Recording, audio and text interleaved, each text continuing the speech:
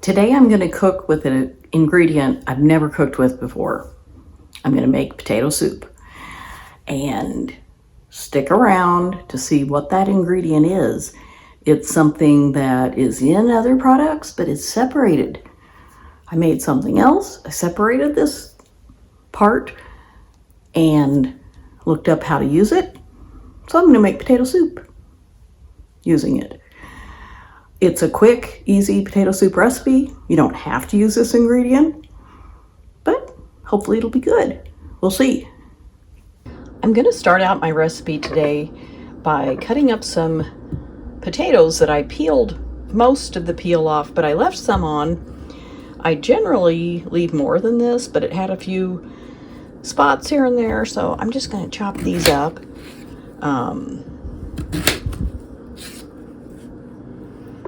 You get the idea. I'm going to cut them up little like this. My potatoes are all chopped up and my water is boiling. It is going crazy. And I'm going to spoon the potatoes in to the boiling salted water. And depending on how many potatoes you use, depends on how big your pan should be. And I did 3 russet potatoes. And, you know, you could double it. You could use 1 potato. It just depends on how much soup you want. So,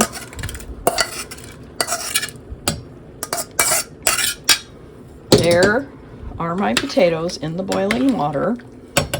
And I am going to turn the heat down. I'm using my closer burner instead of my favorite one back here.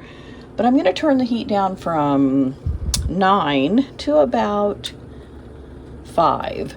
My burners run really hot, and I will keep an eye on it because I don't want all that potato starch boiling over, causing a mess. And I'm going to cook these potatoes for probably, I don't know, 10 or 15 minutes. I cut them up pretty small, so it shouldn't take that long.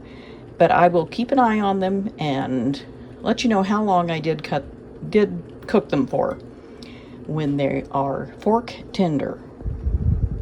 Next, I'm going to chop up my red onion. I'm just going to use about half of this. This is about a half of an onion altogether, so I'm going to use about a fourth of an onion. Take that little skin off. And just going to chop it so that it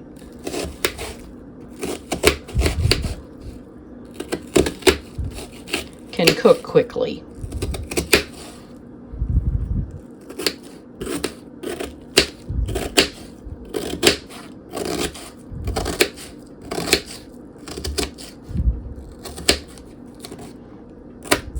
That's pretty good. So that's about a fourth of a red onion. You could use white, yellow, whatever you want. I just happen to have a red on hand, and I'm a big proponent of using what you have. I decided to turn up my burner level just a notch, and I stuck a wooden spoon in here because that helps keep things from boiling over. It doesn't seem to be boiling as much, so I decided to turn up the heat a little, and then I'll still keep an eye on it, but I want them to get done fairly quickly, and a little higher heat should do the trick. My potatoes are fork tender.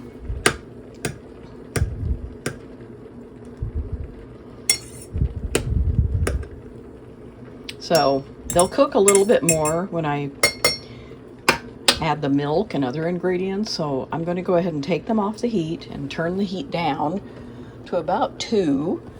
And I'm going to drain these. And I know I could save this potato water, but I'm not sure what I would use it for. I am going to save a little bit, so I need to get a bowl or a cup. Here's a cup. I'll just put some in this. Okay, I'm going to save that because it has good starch in it, the potato water, or pasta water, anything that's a carbohydrate. There we go. Okay, now I'm going to cook the onions. And I've turned the heat down because it was kind of high and I don't want the onions burned. I'm just spraying the bottom of the pan. I'm using the same pan. It's a one-pan soup recipe. And now I'm going to put the onions in.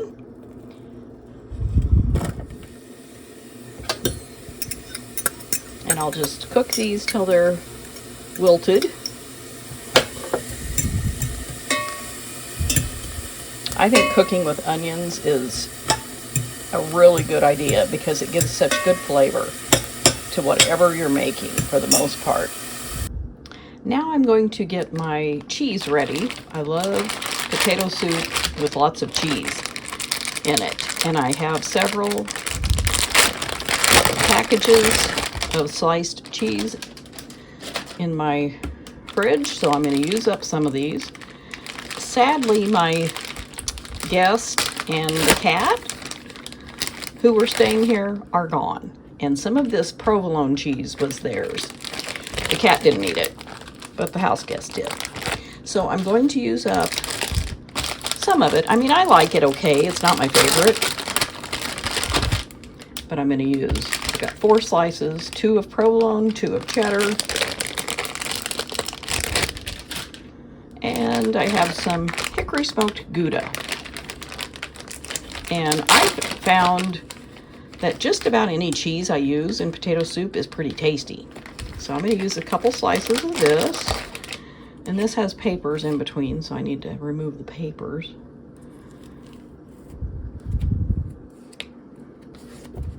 There we go. So I'm just going to slice this up. Just make it easy to melt. I could use shredded cheese. You could use whatever you want. Chunk, you know, a big chunk of cheese and just shred it or cut it up so that it'll melt easily.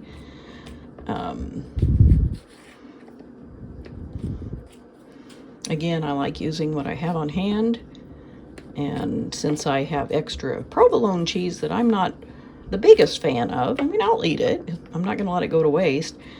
But it's not something I normally buy. And this is a great way to use it. And I think these pieces should be good. Okay, now I'm going to mix up a little bit of cornstarch with some of the potato water to make a thickener. And I'm just going to spoon out a couple of heaping teaspoons, maybe just a little bit more than that. Just right there. And I might need a bigger bowl. I don't know.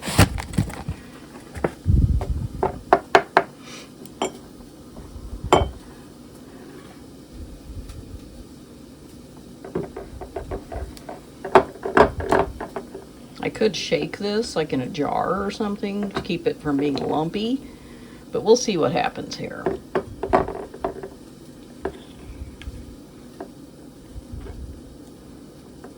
I think I might have used a little too much cornstarch.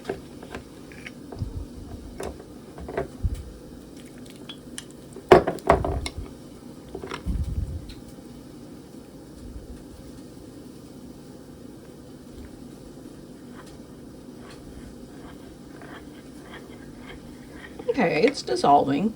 Using that hot water from the potatoes is helping dissolve this cornstarch really well.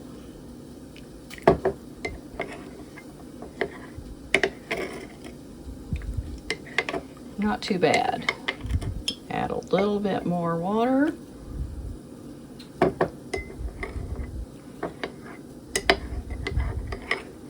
Yeah, it's all dissolved. Okay, the onions are pretty well wilted. I think they'll keep cooking as I mix everything and cook it together. So I'm going to add in some whole milk and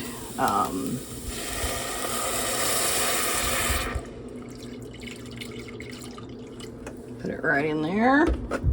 And then, as promised, here's the secret ingredient.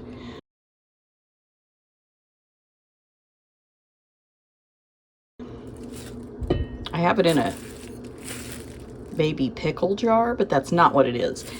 I'm just reusing the jar, and I put plastic to keep the lid from contaminating what's inside, because the pickle jar lid still has a pickle smell.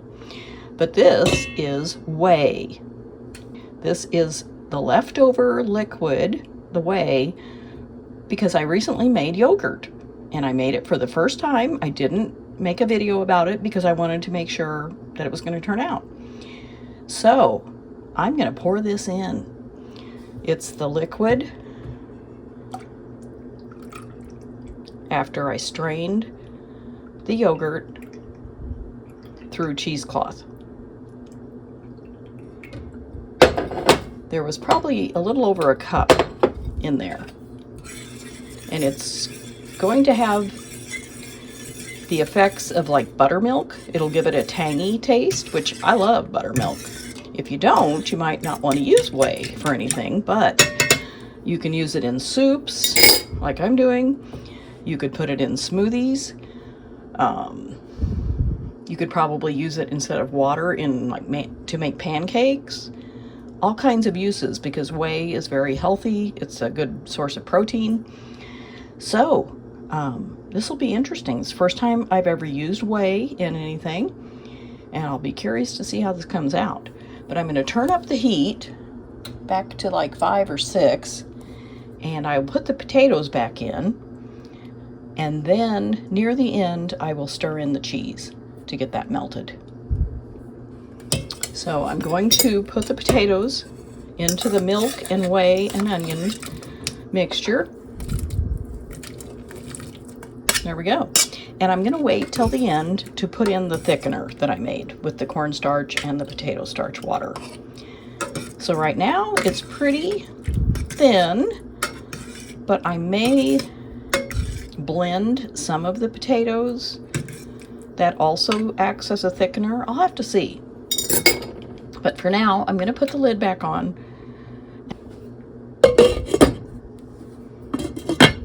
And I'll have to keep an eye on it since the heat is turned up a little bit.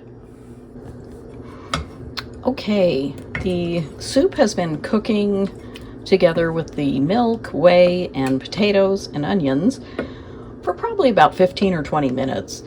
And I didn't want it to get the burner too high, because I wanted it to just kind of simmer together. So now I'm going to add in some salt and pepper. I did taste it, and it was a little bland, but I don't like to use too much salt if I don't have to. And I imagine the cheese will add some salt to it, so I'm going to put in about that much. It might be a teaspoon, I don't know. And then same thing with pepper. And I'll put in about that much. And I'm going to put in just a touch of cinnamon. I'll do it in the spoon, just a little bit. Give it a little bit of extra depth. And I'm going to add in the thickener, the cornstarch, and the hot water from the potato water. So that is mixed together again, and I'm going to stir this together, and that will help it thicken up a little bit.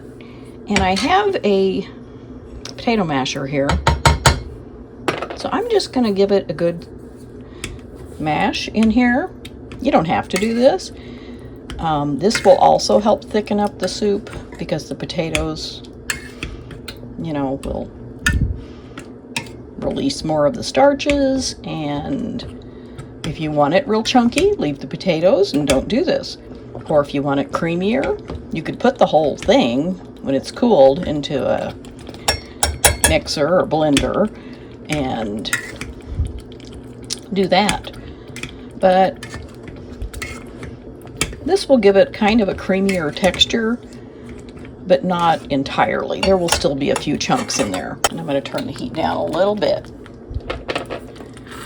But it is definitely thicker, and that starch and the cornstarch and the potato starch water has really thickened it. See how thick it is? And I think it's a little too thick because I want to put the cheese in. And so I'm going to get the rest of the potato starch water.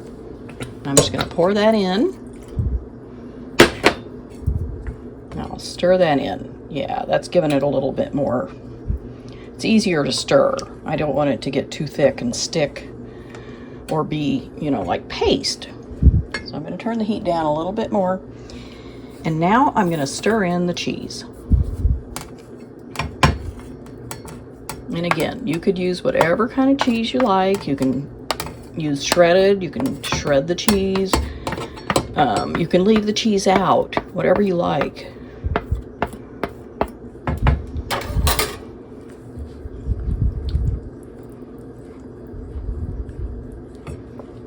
But this should be pretty tasty with the provolone, the smoked Gouda, and some cheddar.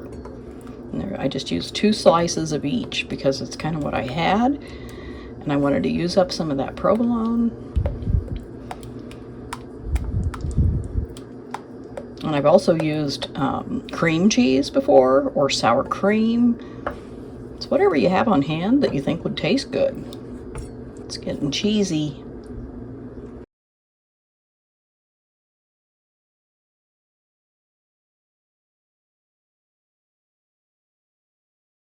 Just real quick, I wanted to show you my yogurt that I made.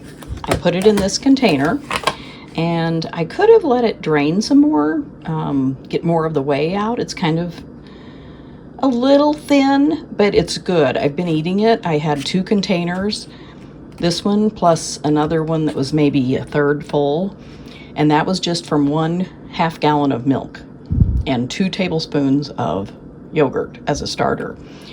It's very simple to make. I will do a video showing how I do it, and it's time consuming. It takes part of 2 days, but other than that, it's pretty simple.